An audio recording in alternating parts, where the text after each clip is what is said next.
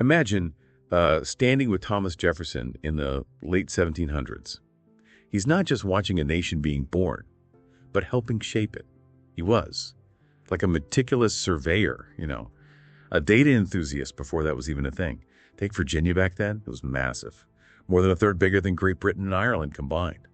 He meticulously measured the distance from the Atlantic to the Mississippi, the towering Allegheny Mountains. He even noted something interesting. A degree of latitude is actually longer in Virginia than a degree of longitude. It's like he was trying to understand this vast, untamed land, putting it on a grid. But the rivers really fascinated him.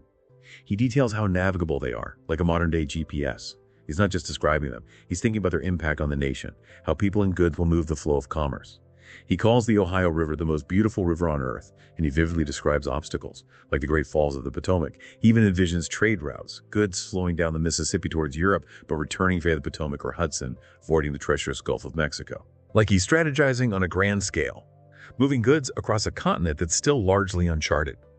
And this analytical mind, this thirst for knowledge, goes beyond the practical to the natural world. He's captivated by the natural bridge, a limestone arch carved by a river that's long gone. He mentions a Spanish explorer's account, but adds his own observations, detailing the perfectly matched protrusions and indentations in the rock formations. It's a detail that still puzzles geologists today. You can picture him there, notebook in hand, sketching the bridge, measuring the angles, trying to understand the forces that created this natural wonder. Makes you wonder what he'd think of our modern explanations, our understanding of plate tectonics and erosion. Then there's the mystery of the mammoth, known only by its scattered bones. Was it an elephant? A hippopotamus? Something else entirely. He challenges the idea that American animals were smaller than their European counterparts, carefully comparing species and their sizes. He's a scientist at heart, always looking for evidence, questioning assumptions, pushing the boundaries of knowledge. But Jefferson wasn't just interested in the land itself. He was fascinated by the people who lived there, especially Native Americans.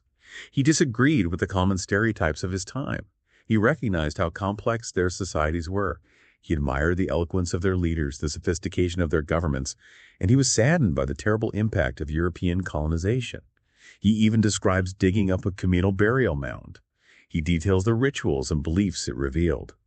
He understood these remnants showed a glimpse into a rich and complex past, a past that was rapidly disappearing. And then there's his interest in their languages. He noticed that North America had way more distinct language families than Asia did. This, he argued, suggested that humans had been in the Americas much longer than people thought. He was challenging the accepted historical narrative, suggesting a deeper, more ancient story woven into the very fabric of the continent. And this brings us to a key issue for Jefferson: slavery. He struggled with it. He wanted it abolished eventually. But he also recognized the deeply ingrained prejudices that made that difficult. He analyzed the economic arguments, comparing the cost of importing white settlers versus incorporating emancipated slaves. It reveals the tangled web of morality and economics of the nation's early years. He also saw the dangers of relying too much on foreign manufacturing. He advocated for a balance between agriculture and industry, almost like he foresaw the problems of globalization centuries before it became a common term. He understood that true independence meant not just political freedom, but also economic self-sufficiency. But even with these challenges, he never lost sight of his vision for the future, a future built on education. He strongly believed in a system of public education that would ensure every citizen could access knowledge, no matter their background. This wasn't just an idealistic dream. He had a specific plan, a three-tiered system, from local schools to a state university. He carefully outlined its structure, and he fiercely defended its importance. He believed an informed citizenry was the best protection against tyranny, the foundation of a strong democracy. He knew that knowledge is power, and that power should be shared, not kept for a select few. He didn't just want to educate the elite. He wanted everyone to have access to education, a radical idea for his time. It's a vision we're still working towards today, a testament to the lasting power of his ideas. And here's where his vision becomes even bolder. He imagined a state university open to everyone, a place where they could gather, not just to learn, but to debate, to challenge each other, to shape the future of their nation. He believed this university would be a center of knowledge, attracting the brightest minds, pushing the limits of human understanding. By investing in education, Virginia would be investing in its own future, nurturing the very soul of its democracy.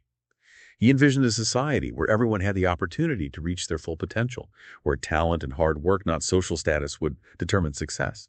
Knowledge, he believed, was the engine of progress, the fuel that would propel the nation forward. It's amazing when you think about it. The breadth of his vision, his unwavering belief in liberty and equality and the power of education, how relevant it still is. It's clear we've only just scratched the surface. Jefferson's observations, his analysis, his hopes and dreams for the future. They give us a unique perspective on the birth of a nation and a glimpse into the challenges we still face today. What other insights might be hidden in his meticulous notes, just waiting to be discovered? What questions does this early portrait of America spark for you? I encourage you to dig deeper into this time period, to explore the richness and the complexities of our nation's beginnings. There's always more to learn, more to discover, more to understand. Thank you for joining me.